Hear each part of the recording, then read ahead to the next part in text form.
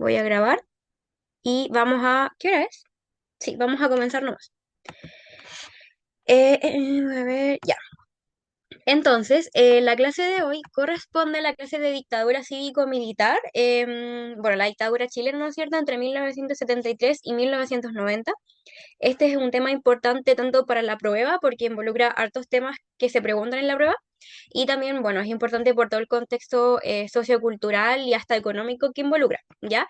La clase de dictadura militar está dividida en dos partes, ¿ya? La parte que vamos a ver hoy, que es la parte que corresponde a todo lo que tiene que ver con el aspecto más sociocultural de la dictadura, y ya luego en la siguiente clase, el próximo martes, vamos a revisar todo lo que tiene que ver con los aspectos económicos de la dictadura, ¿ya?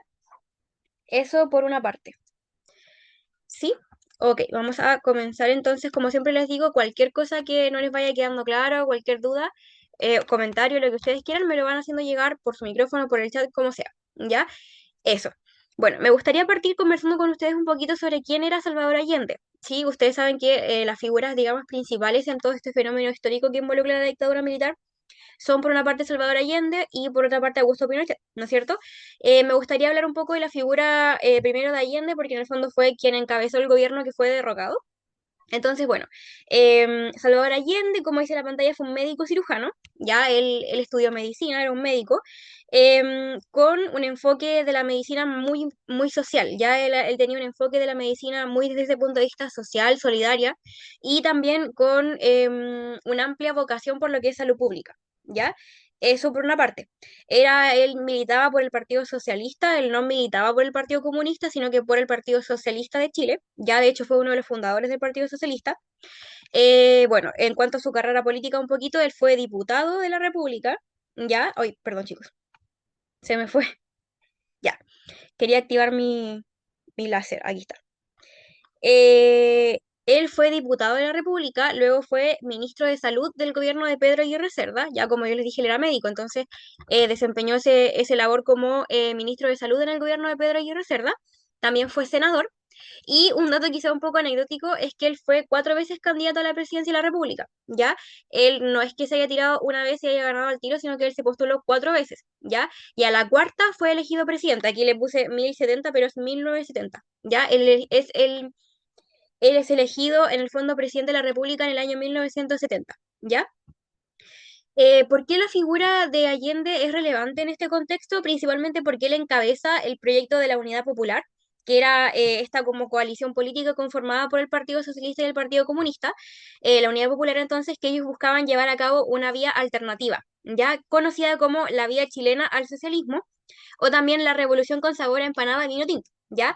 ¿Por qué? Porque básicamente es una especie de, bueno, la siguiente diapositiva se los voy a conversar un poquito mejor, pero en este momento histórico a nivel mundial, durante estos años, o todos los países que llevaban modelos socialistas o comunistas habían llegado al poder por medio de la fuerza, ya no por vías democráticas. ¿Ya? Entonces lo que buscaba Allende junto con la Unidad Popular era poder llegar a instaurar el socialismo en Chile, pero por vía democrática, ¿ya? Por eso es como, en el fondo se conoce como vía alternativa, porque ellos buscaban instalar este sistema, ¿no es cierto?, por vía democrática, es decir, por elecciones, ¿ya? Que es finalmente lo que sucede, ¿sí? Allende asume el poder en 1970 mediante elecciones libres y en el fondo libres y democráticas, ¿ya? Entonces se instala de alguna manera o se busca instalar el socialismo por vía democrática. Si bien nunca logró, en el fondo, poder instalarse al 100% porque todos sabemos que se vio truncado por todo el tema del golpe de Estado, em, en el fondo así comienza como este proceso de instalación del socialismo por vía democrática, ¿ya? ¿Qué buscaba en el fondo el proyecto de la Unidad Popular? Como les digo, la Unidad Popular era la coalición de gobierno constituida por el Partido Socialista y el Partido Comunista, ¿ya? Entonces ellos llegan al poder, ¿no es cierto? ¿Y qué buscan? Básicamente la construcción de un Estado popular y una economía planificada, ¿ya? Una economía planificada, ¿a qué se refiere? Básicamente, bueno, en gran parte de los modelos más bien socialistas, comunistas, la economía planificada habla de un modelo económico que se planifica como en años, ya no es como vamos viendo lo que vamos a ir haciendo mes a mes, sino que se planifica de aquí a 5 años, de aquí a 10 años, ya a eso se refiere con una economía planificada. Se refiere como a un modelo económico que se planifica por grandes espacios temporales, ¿ya? Y bueno, con la construcción del Estado Popular es algo que les voy a especificar mejor en la siguiente diapositiva, pero quédense con la idea de la construcción de este Estado Popular, ¿ya? Hechos importantes que se dieron durante esta época: la nacionalización del cobre, la estatización de empresas y la reforma agraria, ¿ya? Esos son los tres elementos más importantes en cuanto a política pública que se llevó a cabo durante, o que se lograron en el fondo llevar a cabo durante el gobierno de Allende, ¿ya? La nacionalización del cobre, la estatización de empresas y la reforma agraria, ¿ya? La nacionalización del cobre, ¿alguien sabe a qué se refiere eso? ¿Qué es la nacionalización del cobre, chicos? ¿Alguien sabe? Que el producto pasa a ser del Estado, que el Estado lo nacionaliza para que sea nacional el cobre, por ejemplo. Muy bien, Paz, eso es. Muy bien, entonces básicamente eso, que el cobre, que en ese tiempo era, bueno, y sigue siendo en realidad el principal en el fondo como la principal fuente económica del país, en este tiempo pasa a ser del Estado. Ya en el fondo el Estado se hace dueño de los yacimientos del cobre, ¿sí? Sobre estatización de empresas y reforma agraria vamos a hablar en la siguiente diapositiva, pero tenganlo en mente. Lo que sí quiero que sepan y que es muy importante es que la nacionalización del cobre es, como dijo la compañera Paz, denme un segundo, chicos, que me están haciendo una pregunta con respecto a la clase.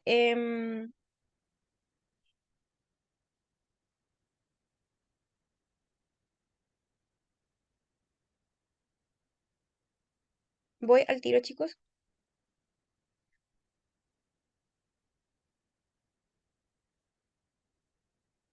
Ya.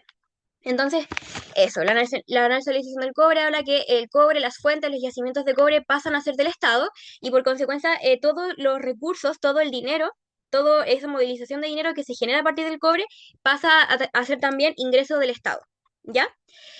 También comienza a haber un aumento del gasto fiscal, es decir, de la plata del Estado, ¿no es cierto?, del gobierno, del Estado como tal. Comienza a aumentar este gasto en derechos sociales. Ya todo lo que tiene que ver con salud, con educación, con vivienda, con alimentación, ese tipo de cosas, comienza, ¿no es cierto?, el Estado a invertir un poquito más en aquello. ¿Ya? Todo esto nos lleva en conjunto a una política inflacionaria bien importante, ya a acoparamiento y sabotaje empresarial. Esta diapositiva yo la quiero usar como una introducción porque yo les voy a hablar de todas estas cositas en individual, ¿ya? Bueno, aquí quiero que me pongan atención porque aquí les puse como un esquema, no es el esquema más bonito ni atractivo visualmente del mundo, pero siento que les puede servir un poquito para entender cuáles fueron los elementos centrales del gobierno de la Unidad Popular. Entonces, tenemos el Estado Popular, que básicamente nos habla de un crecimiento muy importante a nivel de la participación sociopolítica del pueblo, de la ciudadanía, ¿ya? La ciudadanía como tal comienza a involucrarse mucho más en los asuntos del gobierno, ¿ya? En el fondo comienza a haber una participación mucho más importante, ¿ya? Hay más participación política en ese sentido. Hay muchas más manifestaciones, muchas más huelgas, muchas más conversaciones, un ambiente en el que las personas en general participan más en política, ¿ya? Y obviamente eso es bienvenido en el fondo por el Estado, porque al buscar entonces la Unidad Popular construir un Estado popular, entonces ellos fomentan la participación sociopolítica de la ciudadanía, ¿ya? Por otra parte, uno de los ejes más importantes del gobierno de la Unidad Popular es el crecimiento del rol del Estado en la economía, ¿ya? El Estado comienza a inmiscuirse más, a controlar mucho más todos los elementos económicos del país, ¿ya? O gran mayoría de ellos, ¿sí? Ya, y en ese sentido, vamos a hablar de lo que dijimos anteriormente. Denme un segundito que. Ya. Primero, nacionalización, como pueden ver en el cubito de acá arriba, nacionalización de empresas de rol clave en la economía. Por ejemplo, los bancos, las industrias, por ejemplo, de electricidad, del gas, en el fondo como todas las empresas que tienen un rol clave o que ofrecen servicios básicos, pasan a ser del Estado, ¿ya? Pasan a ser del Estado, el Estado se hace dueño de ellas, ¿ya? Y este fue un problema bien importante porque es una de las razones por las cuales la oposición, es decir, los partidos de derecha los empresarios, entre otros aspectos de la sociedad o elementos de la sociedad, comienzan a decir que el gobierno de Allende es inconstitucional. ¿Por qué pasó esto? Porque el gobierno de la Unidad Popular, en el fondo, utilizó un amparo legal, una parte de las leyes chilenas, que estaba escrita desde hace mucho tiempo, de 1932, ¿no es cierto? que dice en el fondo que es legal expropiar empresas, ¿ya? Entonces, era una especie como de vacío legal muy antiguo que ellos usaron para poder expropiar las empresas, ¿ya? Esta nacionalización se dio en base a la expropiación. El Estado comenzó a expropiar empresas, ¿ya? ¿Alguien sabe qué es la expropiación, chicos? ¿A quién se le ocurre qué puede ser, qué puede ser la expropiación?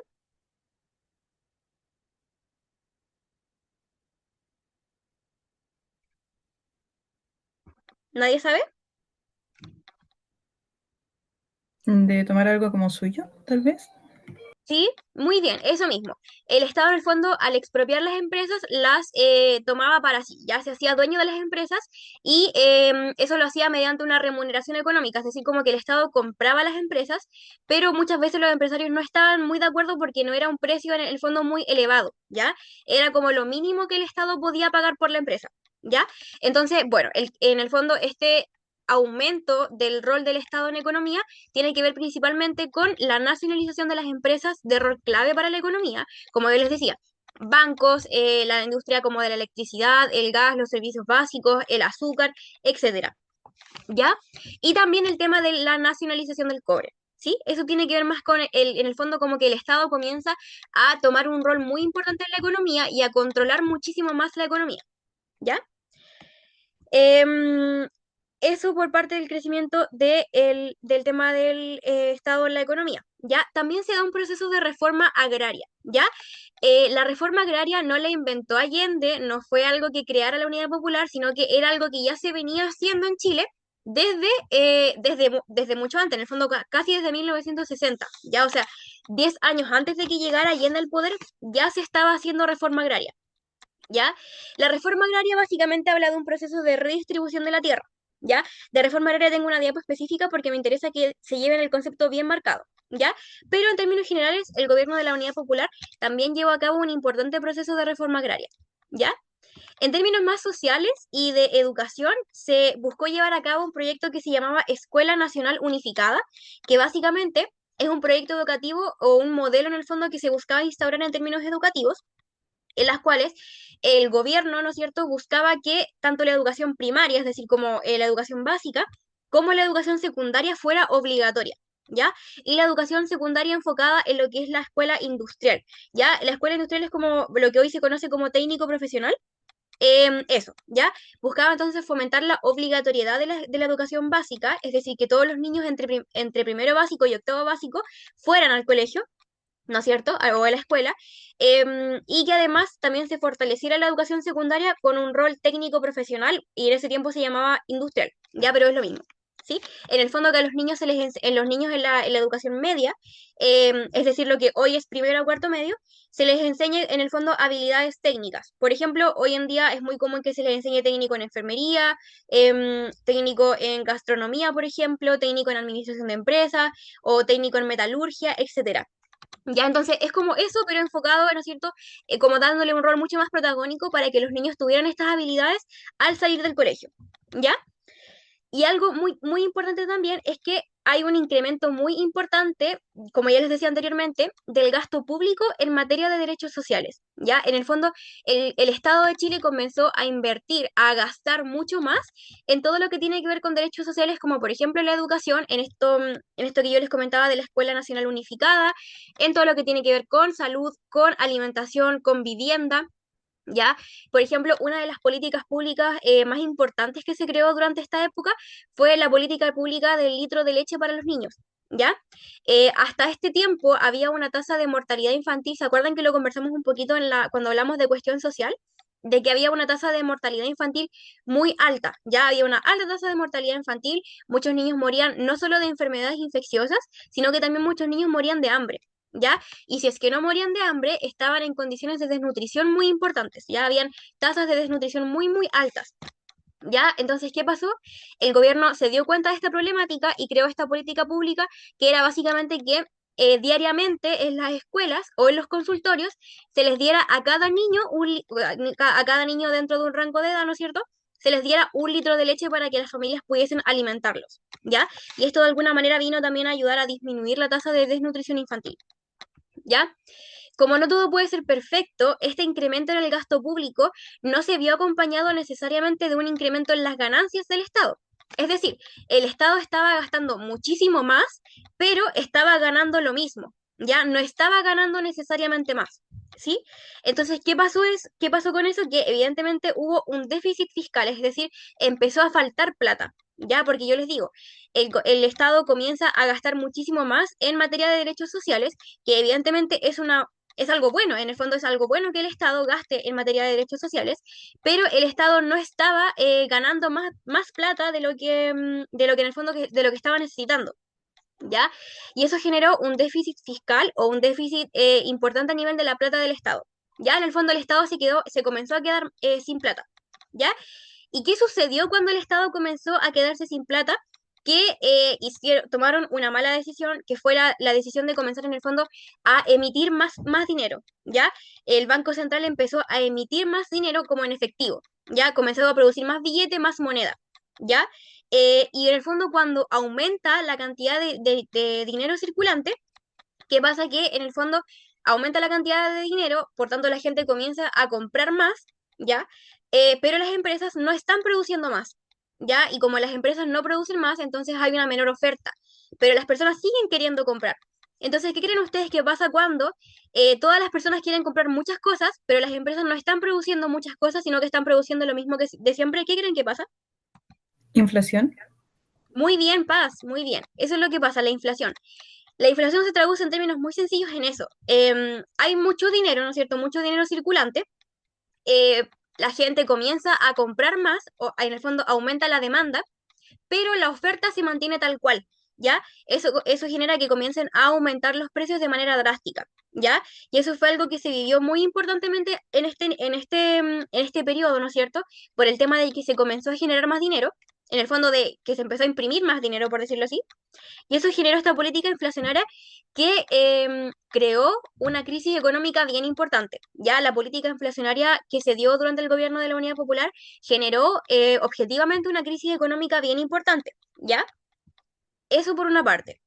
Entonces dijimos que los elementos centrales o los pilares del gobierno de la Unidad Popular fue el crecimiento del rol del Estado en la economía, ¿no es cierto? O la estadificación de la economía, la formación de un Estado popular que buscaba el crecimiento de la participación sociopolítica del pueblo, la reforma agraria, la Escuela Nacional Unificada y el incremento del gasto público en materia de derechos sociales. ¿Ya? Eso es más o menos lo que los pilares del gobierno de la Unidad Popular. ¿Queda claro, chicos? ¿Me confirman con un dedito para arriba, con su chat, con el micrófono, por favor? Sí, profe. Ya, muy bien. Entonces, haciendo como un breve resumen, porque igual esta clase es un poquito larga, dijimos que entonces la llegada de Allende, ¿no es cierto?, al poder en Chile fue por vía democrática, ¿no es cierto? La gente votó en elecciones democráticas por él, ¿no es cierto?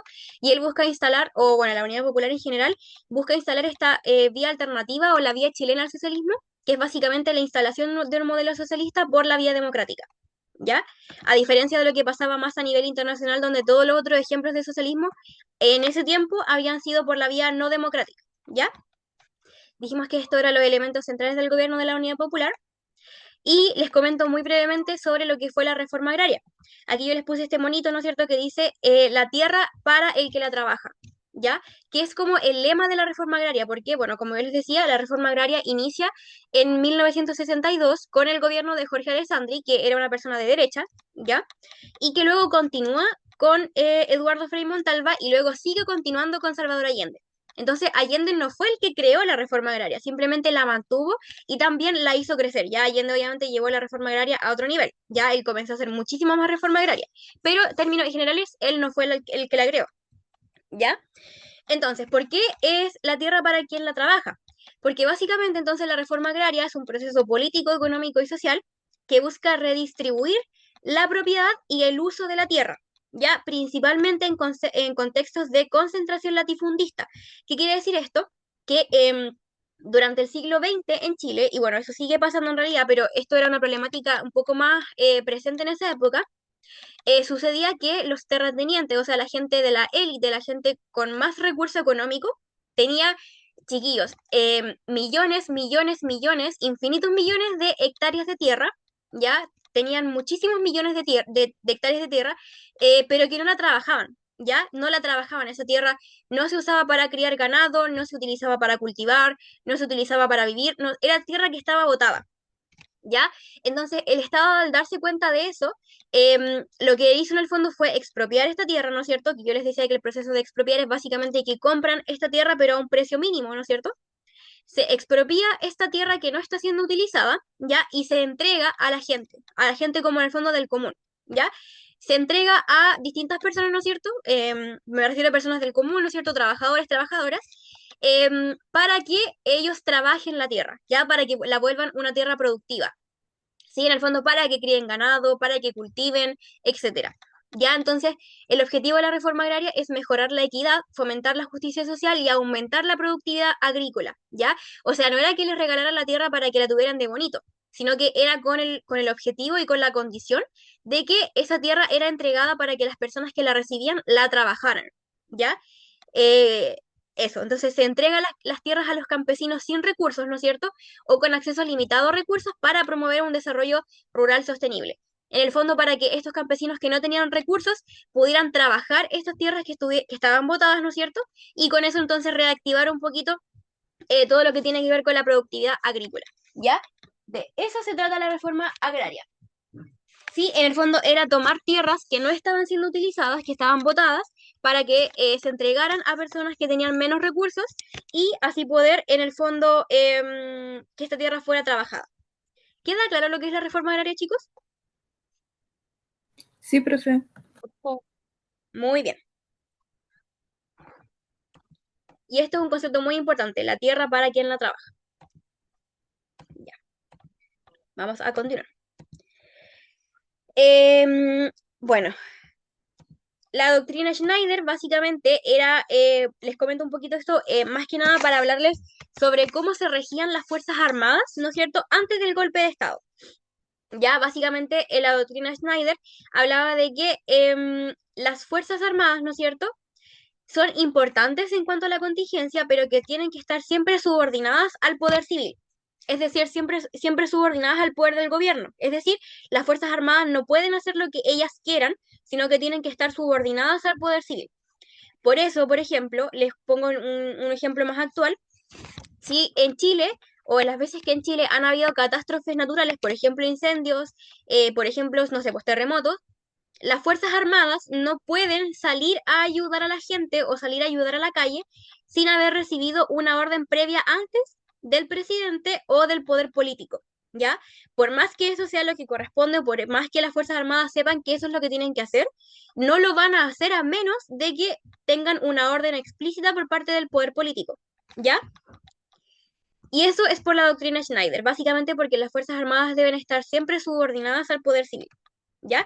¿Por qué es importante que yo les comente esto? Porque básicamente esto se rompió absolutamente en el golpe de Estado, ¿sí? Porque en el golpe de Estado las Fuerzas Armadas actúan sin la orden del poder político y el poder civil, en el fondo actúan por las suyas y se toman el poder por la fuerza, ¿ya?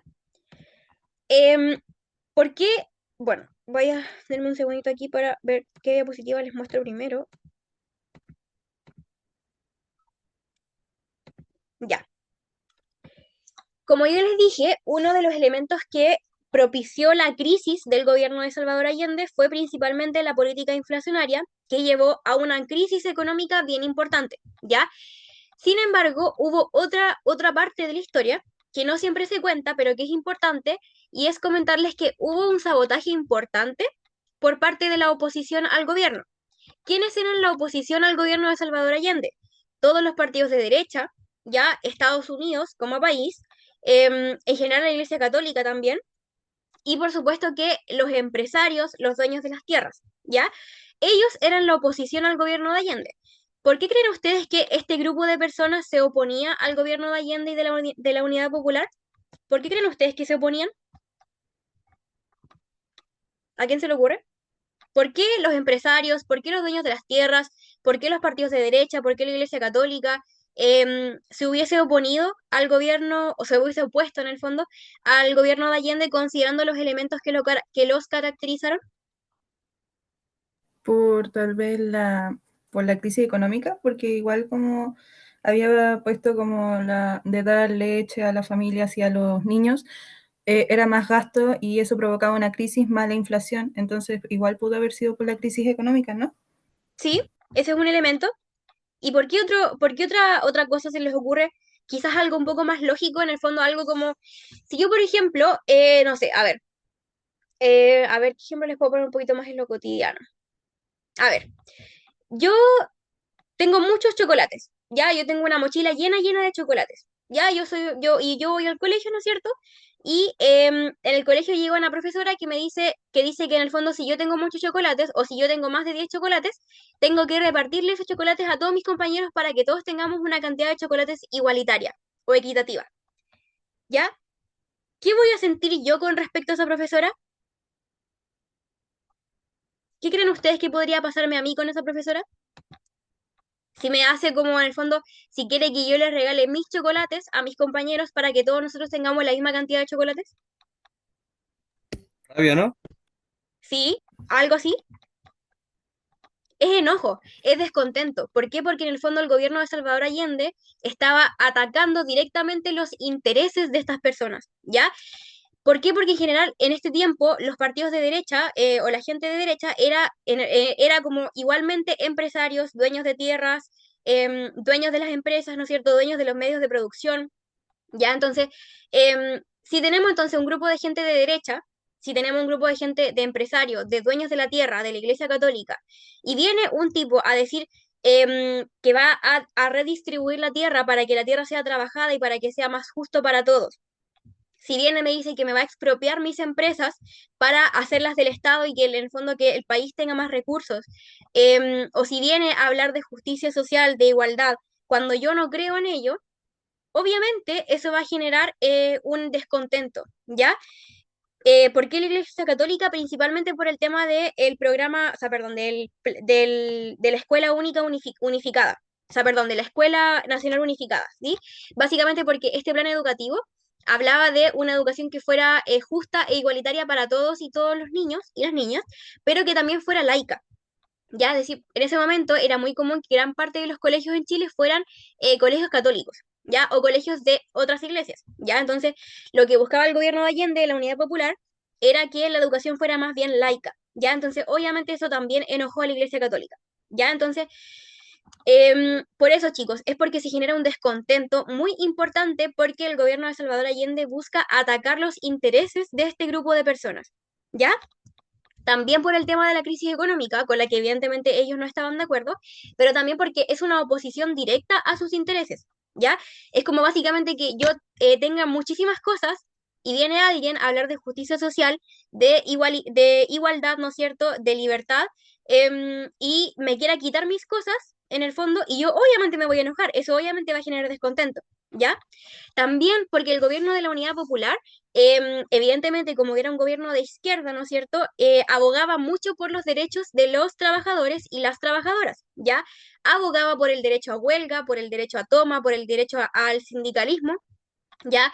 Y obviamente, si yo soy un empresario, ¿no es cierto?, yo no voy a querer darles más derechos laborales a mis trabajadores, porque eso me va a generar en el fondo pérdida, ¿ya? Eso es un pensamiento muy de esa época, ya ahora quizás es un poco distinto o quizás no tanto, pero en esa época estaba muy presente ese pensamiento de que los empresarios no quisieran en el fondo como aumentar los derechos laborales de los trabajadores y las trabajadoras porque eso implicaba obviamente una pérdida para ellos, ¿ya? Por ejemplo, si los trabajadores me decían, pucha, no estoy de acuerdo con trabajar 12 horas, prefiero trabajar 8 para poder tener tiempo con mi familia, esas 4 horas para los empresarios era pérdida, ¿ya? O si me dicen como, oye, ¿sabes qué? Considero que me pagues, no sé, 100 lucas es muy poco, necesito que me pagues 150, eso también es pérdida, ¿ya? Y el gobierno de Salvador Allende era muy afín o muy, en el fondo, pro derechos de los trabajadores, ¿ya? Como que buscó mucho avanzar en esa materia, ¿sí? Entonces, toda esta situación de descontento, de enojo, de rabia, ¿no es cierto? Por el ataque directo a los intereses generó oposición, o sea, perdón, generó sabotaje, ¿ya? Primero, intervencionismo por parte de Estados Unidos. Ya, esto antes se creía que era un mito, pero se confirmó que era real porque se desclasificaron archivos de Estados Unidos, del Senado de Estados Unidos, principalmente el informe Church, ya, y eso confirmó que había habido intervencionismo por parte de Estados Unidos. principalmente por la doctrina Monroe. Ya esto se lo voy a comentar muy por encima, pero básicamente la doctrina Monroe es una doctrina que nace en Estados Unidos y es que básicamente Estados Unidos dice que ellos no quieren que haya intervencionismo europeo en América, ¿ya? Y que ellos quieren, o sea, que Estados Unidos sea principalmente, o sea, el principal controlador en América, ¿ya? Que sea como el país que tenga mayor influencia, ¿ya? Y Estados Unidos siempre vio a América Latina en general como su patio trasero, ¿ya? Y en este tiempo, obviamente, cuando ellos estaban en conflicto, ¿se acuerdan que la semana pasada hablamos un poquito de la Guerra Fría y del conflicto ideológico entre Estados Unidos y la Unión Soviética? Em, Hasta a Estados Unidos no les convenía que en América Latina empezaran a haber países con una ideología similar a la Unión Soviética. Ya ellos querían que los países en Latinoamérica tuvieran una ideología capitalista similar a lo que es Estados Unidos, ¿ya? Entonces, si Chile viene y elige a un presidente que tiene ideas marxistas afines con la Unión Soviética, eso obviamente a Estados Unidos no le parecía, ¿ya? Sobre todo en el contexto de la Guerra Fría. ¿Ya? Aquí Estados Unidos interviene en varios aspectos, principalmente bueno, ellos intervienen principalmente en un inicio en la propaganda para que Salvador Allende no gane las elecciones, es decir, ellos financian la propaganda electoral de los otros candidatos ya a la presidencia, cuando ya ven que en el fondo eso no funciona y que Allende gana igual, ¿no es cierto? Financian a la oposición, ¿no es cierto?, para que la oposición haga propaganda antigobierno, ¿no es cierto?, y todo ese tipo de cosas. Y también generan un bloqueo económico importante, ¿ya? Aquí yo les puse una frase que dijo el propio presidente de la República de Estados Unidos, Richard Nixon, el de la época, ¿no es cierto? Que es básicamente que ellos buscaban hacer chillar la economía chilena. Es decir, bloquearnos económicamente todo lo que fuera posible para que Chile incrementara la crisis económica que estaba siendo producida por la inflación. O sea, la crisis económica que se produjo por la inflación no fue solamente producida por las malas decisiones del gobierno de Allende, sino que también fue producida por el intervencionismo y el bloqueo económico por parte de Estados Unidos, ¿ya? Y eso es algo que, como les digo, está comprobado en el informe de Church, ¿ya? También hubo acaparamiento y huelga empresarial. Yo creo que es típico que de repente uno escucha como a nuestros abuelos o a las personas que vivieron en la dictadura, que ellos comentan que tuvieron que hacer fila para poder acceder a alimentos o a insumos básicos para la casa, ¿ya? Y eso estuvo generado por dos elementos principalmente. Una, por la crisis económica real que se produjo a partir de la política inflacionaria, pero también porque hubo acaparamiento. ¿Ya? Está comprobado que en muchas ocasiones las empresas escondieron alimentos y escondieron insumos básicos para hacer como pantalla de que no había, cuando en realidad sí había, pero estaba escondido, ¿ya? Obviamente la gente estaba enojada porque no había comida, porque no habían insumos básicos como por ejemplo confort, leche para los niños, etcétera, ¿ya? Y eso en parte era por la crisis económica real que estaba existiendo, pero también pasó porque había acaparamiento, ¿ya? Y eso obviamente favorece el descontento de la población, ¿ya? Y también hubo terrorismo de ultraderecha en un grupo principalmente llamado Patria y Libertad. Ya era un grupo terrorista, ¿no es cierto? Como dice ahí, de ultraderecha, que básicamente salía en las calles en la noche a hacer destrozos, a, no sé, por ejemplo, volar cuestiones como conductos de gas, ¿no es cierto? A poner bombas, a generar incendios, etcétera. Y eso obviamente para generar un clima como de descontento y de inseguridad. ¿Ya? Entonces, tenemos por una parte la crisis económica real que estaba sucediendo como consecuencia de la política inflacionaria del gobierno, la intervención de Estados Unidos, ¿no es cierto?, el bloqueo económico, el acaparamiento y la huelga empresarial, ¿no es cierto?, y el terrorismo de ultraderecha que en conjunto de todo eso, entonces comenzó a generar muchísimo descontento en la población. En la ciudadanía común y corriente comenzó a generar descontento. Obviamente porque si las personas no tienen que comer, ¿no es cierto? Si no tienen confort para el baño, no sé, si no tienen luz, si no tienen gas, ¿no es cierto? Eso evidentemente genera descontento con el gobierno, ¿sí? Y eso también fue algo que favoreció todo lo que sucedió luego con el golpe de Estado. Como yo les digo, este descontento, este enojo, ¿no es cierto?, en la población civil, en la ciudadanía común y corriente, fue lo que luego condujo, ¿no es cierto?, a un clima de polarización política. ¿Alguien sabe qué es la polarización política? ¿A qué me refiero con polarización política?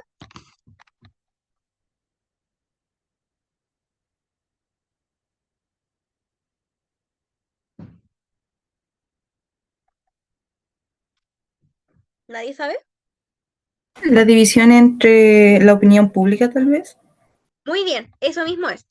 Básicamente en esta época había una división, pero muy, muy, muy, muy importante, o sea, una división muy marcada entre aquellas personas que seguían apoyando el gobierno, ¿no es cierto?, el gobierno de Salvador Allende, versus aquellos que ya no lo apoyaban y que, por el contrario, pedían que se llevara a cabo un golpe de Estado. ¿Ya? Entonces, bueno, como ya les decía, los constantes ataques por parte de los grupos de ultraderecha, pero también los grupos de ultraizquierda, que incluso salían como a pelear a la calle, ya como a generar especies como de pequeñas guerras en la calle, ¿ya? El tanquetazo, ¿no es cierto?, que fue un intento de golpe de Estado. Ustedes saben que el golpe de Estado oficial, ¿no es cierto?, por decirlo así, fue en septiembre de 1973, pero ya en junio había habido un intento de golpe de Estado, ¿ya? Pero con la diferencia de que este intento de golpe de Estado no fue encabezado por todo el ejército ni por todas las Fuerzas Armadas, sino que por una fracción más bien aislada de ellos, ¿ya? De hecho, por eso no funcionó, porque eran muy pocos, o sea, era un grupo de Fuerzas Armadas muy pequeño, ¿ya? ¿Qué sucede acá? Que el comandante en jefe del ejército, que era Carlos Prats, ¿no es cierto?, es reemplazado por Augusto Pinochet, ¿ya? Entonces, Pinochet llega a reemplazar a Carlos Prats y Pinochet asume como comandante en jefe de las Fuerzas Armadas, ¿ya? Bueno, en agosto, es decir, un mes antes del golpe de Estado, se levanta una moción en el Congreso que declara inconstitucional al gobierno de Salvador Allende. Es decir, el Congreso declara inconstitucional al gobierno de Salvador Allende. Ya, en el fondo, como que casi que lo declaran ilegal. ¿Ya? Por todo lo que estaba pasando, por ejemplo, del tema de la expropiación de las empresas, que estaba avalado por un vacío legal que el Congreso luego consideró que era inconstitucional. Ya, entonces, por en el fondo, como conjunto de cosas, la crisis económica, el clima como de extrema polarización y violencia que estaba pasando como a nivel de la población, ¿no es cierto? Por todo el tema de la promulgación de leyes, de la expropiación de empresas, entonces, es que se declara inconstitucional al gobierno de Salvador Allende. ¿Ya? En el fondo, ¿y qué sucede? Que una vez declarado que es inconstitucional, le da como la legitimidad, por decirlo así, muy entre comillas, a las Fuerzas Armadas para encabezar un golpe de Estado. Entonces, el Congreso declara inconstitucional al gobierno y con eso las Fuerzas Armadas dicen como ya, esto era lo que necesitamos para, en el fondo, actuar y eso es lo que en el fondo le da el pase al golpe de Estado. ¿Ya? El golpe de Estado básicamente es una toma del poder por la fuerza. Ya, eso es, que un grupo de personas se tome el poder de un Estado por la fuerza. ¿Ya? Aquí yo les puse una foto de las condiciones en las que quedó la moneda porque fue un bombardeo. ¿Ya? Los militares comienzan a bombardear la moneda, entonces los militares golpistas que estaban encabezados por el general Augusto Pinochet en el ejército, se toman las gobernaciones, las intendencias y atacan la moneda. ¿Ya? El golpe de Estado, que es como en el fondo el hecho como tal, el día como tal, el momento como tal en el cual los militares se toman el poder, finaliza con el suicidio de Salvador Allende. ¿Ya? Él se suicida en la moneda. ¿Sí? A él le ofrecen salir en el fondo por la buena, por decirlo así, en el fondo, los militares le dicen como que lo están esperando con un avión para él y su familia, que en este caso era su esposa y sus hijas, para que se fuera al exilio en otro país, ¿ya? Eso es lo que se dice, ¿ya? Se dice que los militares le ofrecen a Allende poder irse a otro país con su familia, pero él dice que él no, en el fondo, que no va a renunciar al poder que el pueblo le ha otorgado. ¿Ya? Entonces, él dice que él no va a renunciar a ese poder que el pueblo le ha otorgado y en el fondo termina con el suicidio. ¿Ya? Una vez se concluye el golpe de Estado y los militares, las Fuerzas Armadas en general, logran hacerse con el control de las principales instituciones del país, se instala la Junta Militar al mando del país. ¿Ya? Ahora les voy a explicar lo que es la Junta Militar. ¿Ya? Pero eso, chicos, entonces tenemos un clima de una crisis económica y sociopolítica muy importante a niveles de alta polarización igual política, que fue finalmente lo que conducen al golpe de Estado, justificado por la declaración de inconstitucionalidad del gobierno por parte del Congreso. ¿Ya? ¿Queda claro cuáles son los factores que conducen al golpe de Estado, chicos? Sí, profe. Ya. Este es un tema súper, súper denso. Así que yo creo que igual les voy a mandar una guía como con el contenido para que lo tengan también, porque como les digo, este es un contenido súper denso y también lo vamos a repasar harto en la clase presencial, ¿ya? Pero eso en términos generales, ¿ya? Bueno, aquí les hago como esta diapositiva me encanta porque es como el resumen, ¿ya? ¿Qué nos lleva al golpe de Estado? Factores políticos externos, el contexto de la Guerra Fría, que yo les dije que era esta guerra no material, sino que esta guerra ideológica entre Estados Unidos y la Unión Soviética, en el fondo donde se enfrentaban estos dos pensamientos o estas dos ideologías opuestas, que era por una parte el capitalismo versus el comunismo o el marxismo, ¿no es cierto? Se oponen estas dos ideas. Este contexto de Guerra Fría propicia el intervencionismo por parte de Estados Unidos. Como yo les dije, Estados Unidos intervino para que en una primera instancia Salvador Allende no ganara las elecciones y luego intervienen en este bloqueo económico que se genera para desestabilizar la economía chilena. ¿Ya? Bueno, y aquí yo les puse específicamente los archivos desclasificados de la Comisión Church, que si ustedes de repente, no sé, pues les interesa como más el tema, los pueden buscar, están en inglés obviamente, pero me imagino que hay traducciones, em, en los cuales en estos desclasificados se habla y se comprueba en el fondo que la inteligencia de Estados Unidos, la CIA, hizo intervención bien activa en Chile durante esta época. ¿Ya? Los factores políticos internos, por una parte, el agotamiento del sistema político. En el fondo, la gente estaba descontenta, la población, el pueblo de Chile estaba descontento con el gobierno, ¿ya? Estaba descontento porque en el fondo el gobierno no estaba pudiendo cumplir las promesas que había hecho. En el fondo, había conducido al país a una crisis económica por consecuencia de la política inflacionaria. La gente estaba descontenta porque hacían falta muchas cosas, ¿no es cierto? Y eso obviamente genera un agotamiento porque la gente comienza a tener desconfianza, ¿ya? Y eso es muy importante. Cuando el pueblo comienza a desconfiar y a no creer en sus autoridades, eso genera un agotamiento importante en el sistema político, porque también reduce la participación, genera huelga, genera clima de polarización y violencia bien importante, ¿ya? Luego tenemos la oposición al cambio, en el fondo, en aquellos grupos que se oponían al gobierno, principalmente los grupos de derecha y la Iglesia Católica, que obviamente se oponían al cambio porque atacaba directamente sus intereses, ¿ya? Tenemos los tres sectores políticos dominantes con ideas muy contradictorias, los tres sectores políticos básicamente, la derecha, la izquierda y el centro, ¿ya? Esos tres sectores políticos con ideas muy contradictorias y que tampoco querían llegar a acuerdos, ¿ya? Y al no querer llegar a acuerdos, obviamente es una pelea constante. Como yo les dije también, los errores propios del gobierno, principalmente en la política inflacionaria, yo creo que ese fue el error más grande. Em, y obviamente el rupturismo. ¿A qué se refiere el rupturismo? Que básicamente llegar a un país, ¿no es cierto?, con ideas tan distintas, ideas tan nuevas a lo que se estaba haciendo hasta ese momento, es rupturista en el sentido de que genera como como dice el nombre, una ruptura en el plano político. En el fondo es como querer cambiar todo de un viaje y como tan rápido, igual es perjudicial, ¿ya? Por eso en términos generales se dice que no es bueno que un gobierno llegue y quiera cambiar todo así de un día para otro, sino que tiene que ser paso por paso, ¿ya? Porque hacerlo todo demasiado rápido es perjudicial y puede generar este tipo de inestabilidad, ¿ya? Factores socioculturales, participación política y social de los grupos históricamente marginados, lo que yo les decía que comenzó a haber una participación política mucho más importante en el gobierno de Salvador Allende, principalmente de, por ejemplo, universitarios, estudiantes secundarios, trabajadores y trabajadoras, ¿no es cierto? La gente de las clases sociales más bajas comenzó a participar mucho más, ¿no es cierto? Las mujeres, y eso, a eso nos hace referencia principalmente a eso de los grupos históricamente marginados, ¿ya? ¿Me puedo salir, mamá? No, Mamá, Em, historia. no importa. las movilizaciones sociales constantes, ¿no es cierto?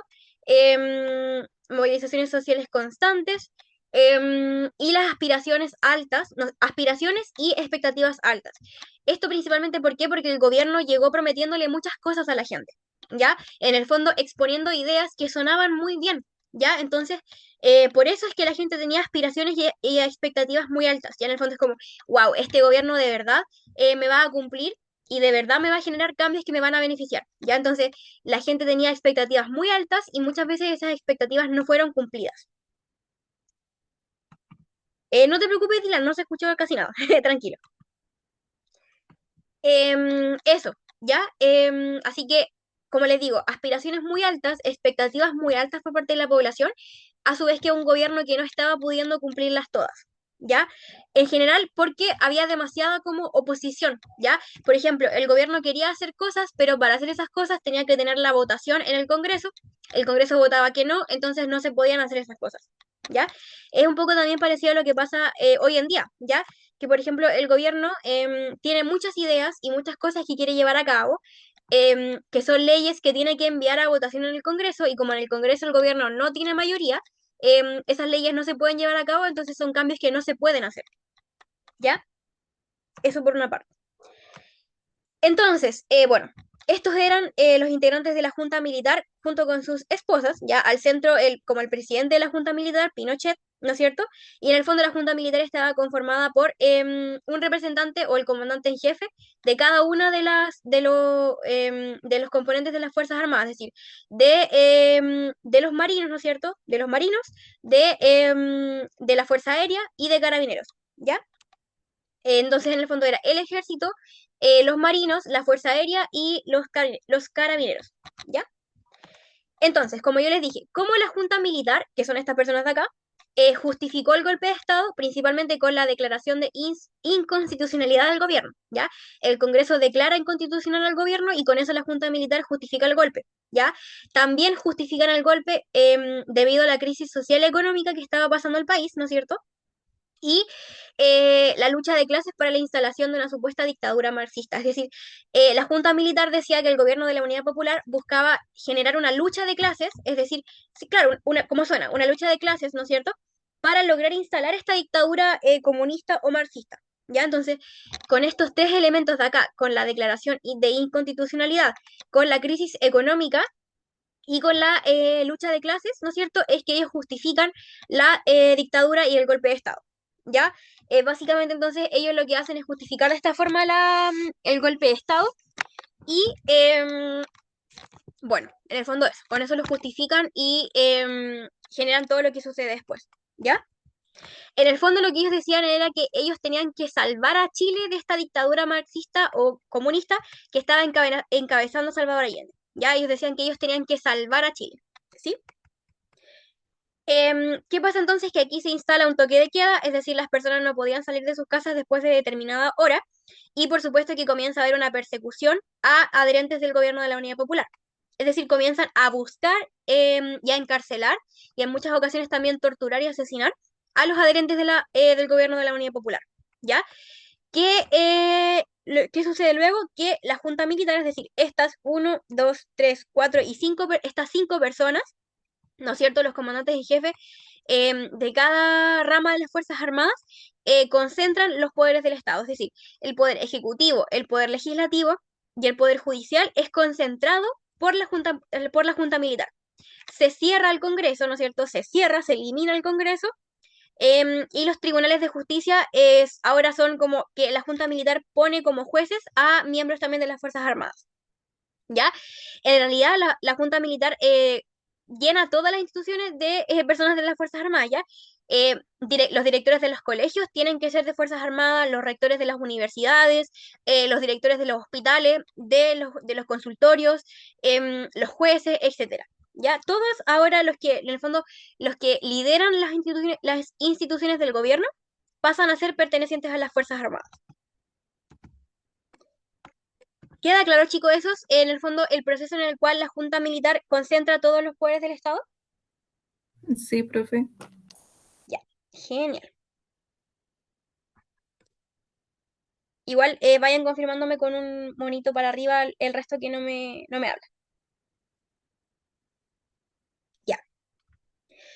Ahora, esto es un concepto bien importante que les quiero comentar y es con respecto al Estado de Derecho. ¿Qué es el Estado de Derecho? Básicamente el Estado en el cual vivimos hoy en día, ¿ya? Es un principio según el cual todas las personas, las instituciones y autoridades, incluyendo el gobierno mismo, están sometidas y deben obedecer a la ley, ¿ya? En el Estado de Derecho, las leyes se aplican de forma justa, se respetan los derechos fundamentales o los derechos humanos, y existen mecanismos para controlar y limitar el poder del Estado, como la separación de poderes y la existencia de tribunales independientes. ¿Qué creen ustedes? ¿Con la dictadura este Estado de Derecho se habrá mantenido o se habrá suspendido? ¿Qué creen ustedes? Díganme por el chat o algo así.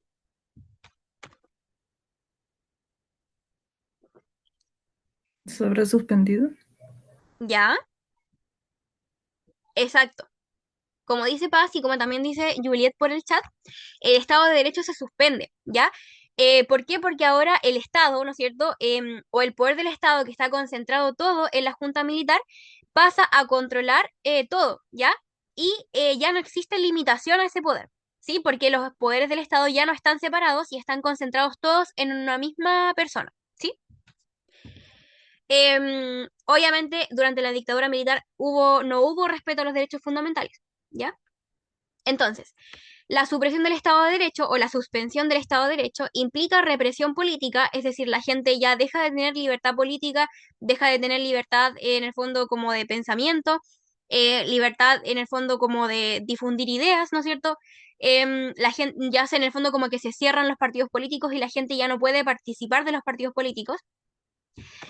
Hay un estado de guerra interna entre el Estado, ¿no es cierto?, y el gobierno, y aquellos que son opositores al gobierno, ¿no es cierto?, que en este caso era la gente que era afín al gobierno de la Unidad Popular. Hay muerte y desaparición de personas. La Junta Militar, en el fondo de la dictadura, lo que hacía era secuestrar, torturar y en muchos casos dar muerte y desaparición a personas, ¿ya?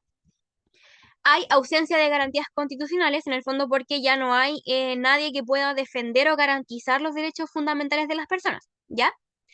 Se gobierna mediante decretos de ley, que es básicamente que la Junta Militar inventaba leyes, ¿no es cierto? Como que escribía leyes inventadas por ellos mismos, ¿no es cierto? Para justificar las acciones que estaban cometiendo, ¿ya? Esto es solo un ejemplo, pero para que me entiendan lo que quiero decir. Por ejemplo, ellos creaban una ley, o sea, un decreto de ley en el cual decía que era legal perseguir y encarcelar a las personas que no tuvieran o las personas que fueran militantes del Partido Socialista o Comunista, ¿ya? Y eso automáticamente hacía que eso, entre comillas, fuera legal, ¿ya? También va a haber suspensión de partidos políticos y clausura del Congreso. Ya era lo que yo les decía con respecto a la represión política. Bueno, este yo creo que es uno de los temas más sensibles y más importantes dentro de esto, y es que ustedes tienen que saber que durante la dictadura militar hubo una violación sistemática a los derechos humanos, ¿ya? Una violación sistemática de derechos humanos y un sinfín de crímenes de lesa humanidad, ¿ya? Hubo detención, tortura, ejecución y desaparición de personas, ¿ya? Hay familiares que hasta el día de hoy no saben dónde están los familiares que fueron detenidos por la dictadura, ¿ya? Entonces, eso es un elemento muy, muy importante que ustedes tienen que saber, ¿ya? Eso es algo súper, súper importante que ustedes tienen que saber en términos de la dictadura, que una vez que se suprime el Estado de Derecho, en el fondo, una vez que, claro, que se suprime el Estado de Derecho, que ya no hay garantías constitucionales, que en el fondo ya no hay ningún documento o ya no hay nada que pueda asegurar que las personas tenemos derechos, es que se abre paso a esta masacre, en el fondo, porque... em, hubo detención, hubo tortura, hubo ejecución, o sea, asesinato y desaparición de personas, ¿ya? Y esto es algo que está hiper documentado, ¿ya? ¿No es cierto? Es algo que está hiper comprobado y es algo que en el fondo ustedes tienen que saberlo porque se le da harto énfasis en la prueba, pero también es algo como humanitario, ¿ya? Es algo que por nada del mundo tiene que volver a repetirse en Chile y en ninguna parte del mundo, ¿ya? El tema de que simplemente te hagan desaparecer o que te maten por pensar distinto, ¿sí? O por participar de un partido político que no es afín al gobierno, ¿ya? Eso es muy, muy importante y es algo que yo creo que en el fondo que sale de cualquier opinión política. En el fondo uno puede ser de izquierda, uno puede ser de derecha, uno puede ser de centro o puede ser de ningún bando político, pero yo creo que es transversal a algo humanitario y es algo que todos pensamos que está mal ejecutar y hacer desaparecer personas, ¿no es cierto? Que es algo horrible, ¿ya? Eso, entonces, violación de derechos humanos, la dictadura militar de Augusto Pinochet violó sistemáticamente los derechos humanos de las personas en Chile, ¿ya? Y en otros países también, ¿sí?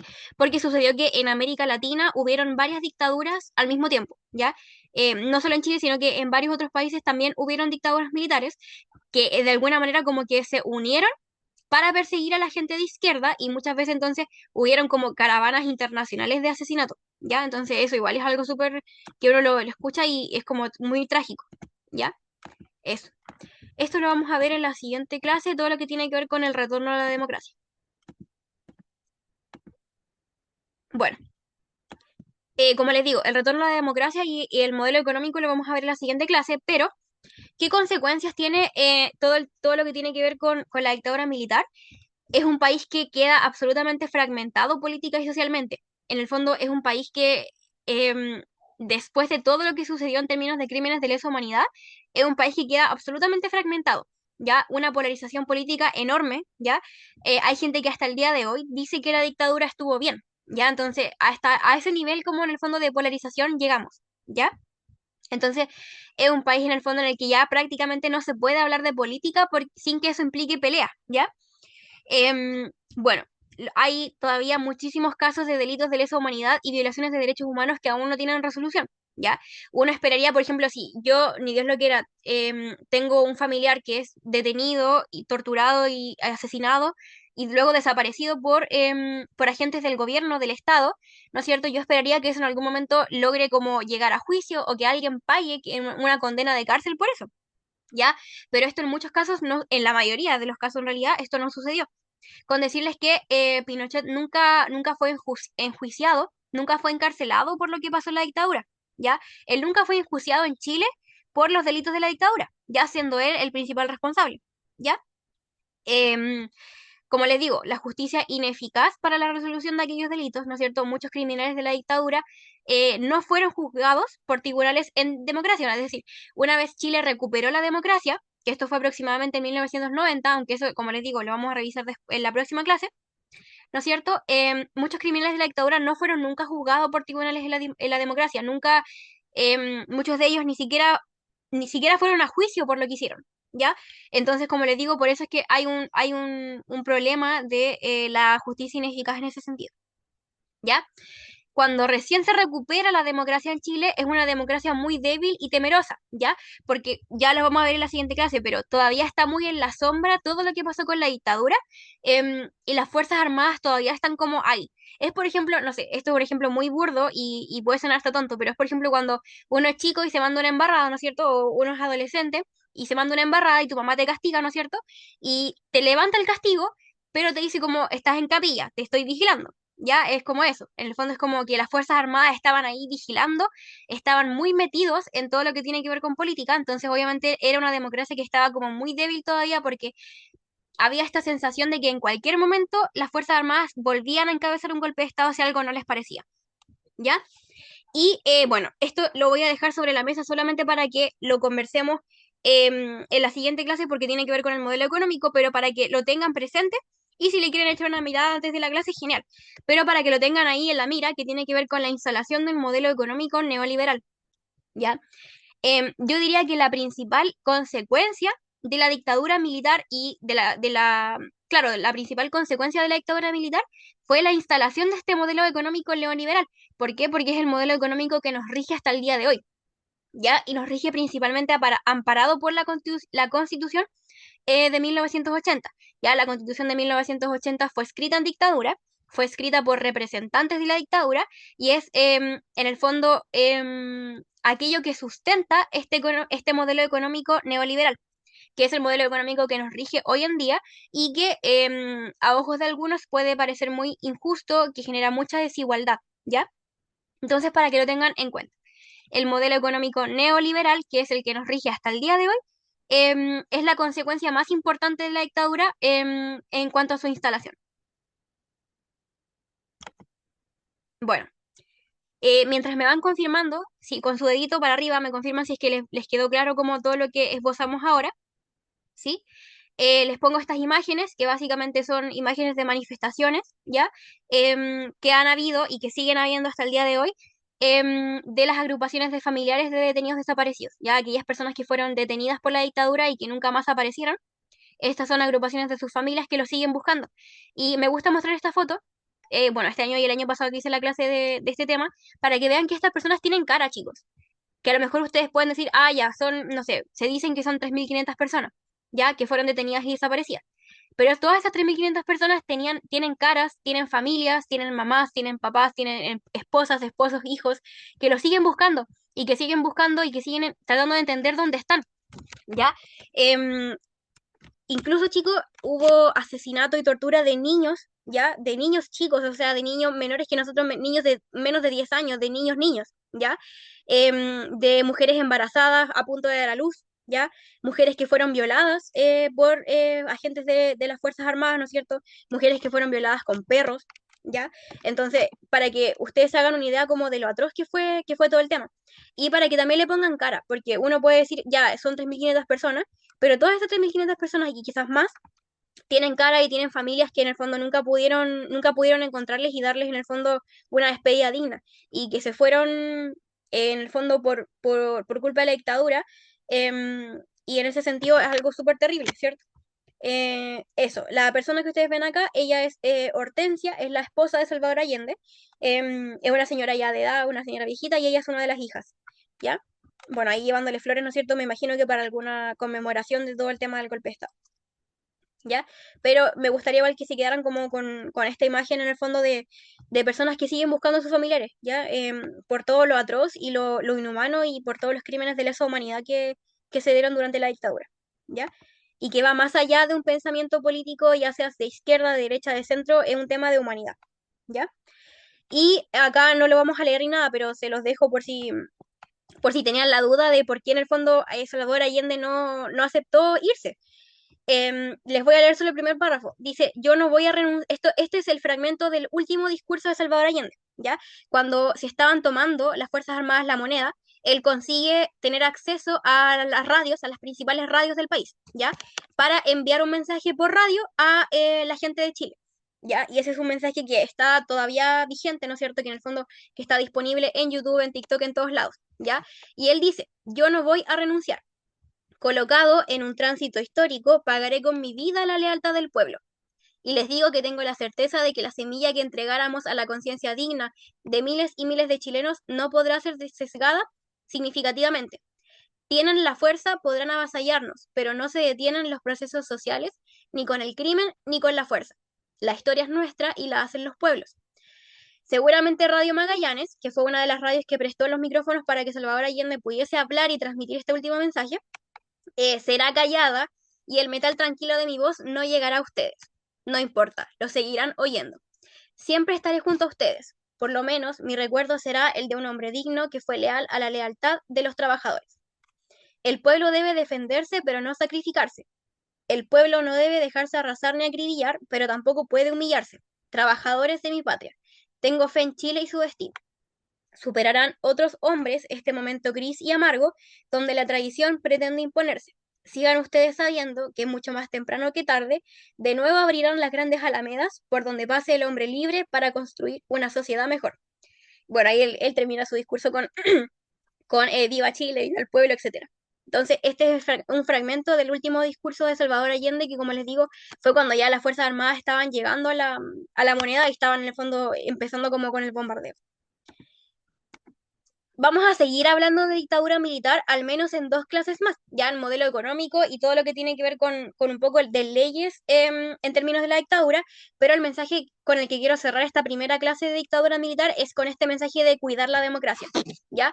El cuidar la democracia no va solo con votar y todo el tema, sino que también tiene que ver con la información que consumimos, la información que difundimos, el tener cuidado con la fake news, ¿no es cierto? En el fondo con votar libres e informados, con hacer el ejercicio de informarnos antes de votar, sobre todo ustedes que, por ejemplo, ya están a puertas de cumplir los 18 años y que ya próximamente van a poder votar. A fin de año hay elecciones presidenciales, entonces la democracia se cuida desde estos pequeños como hechos con estas pequeñas acciones. Eso, chicos. No sé si les queda alguna duda, si no me confirman con un monito, con un dedito para arriba, si les queda todo claro. Recuerden que esta no es la última clase, así que seguramente vamos a seguir repasando. Dice Camila Céspedes por el chat, de alguna forma la dictadura fue una de las causas de la desconfianza hacia el gobierno, porque había un control total, corrupción tan grande que los chilenos de alguna forma perdieron su identidad y dignidad. Eso es muy correcto también, eso es muy cierto. La dictadura yo creo que fue una de las causas también que implican que estemos como estemos en la actualidad. En el fondo porque nunca hubo una reparación real y completa de todo lo que pasó. ¿Ya? Muy bien, Camila, por ese comentario, me encantó. Eso, chicos, les queda entonces, si es que les queda todo claro, recuerden que son al menos 3 clases de esto, así que es un tema muy, muy denso, así que no se preocupen si no queda todo claro al tiro, revisen la clase de nuevo si quieren, les voy a mandar material para que les vaya quedando todo claro y sea mucho más fácil para ustedes. Eso, chicos, ¿alguna duda o les queda todo claro? Confírmenme, por favor, si les queda todo claro con un monito.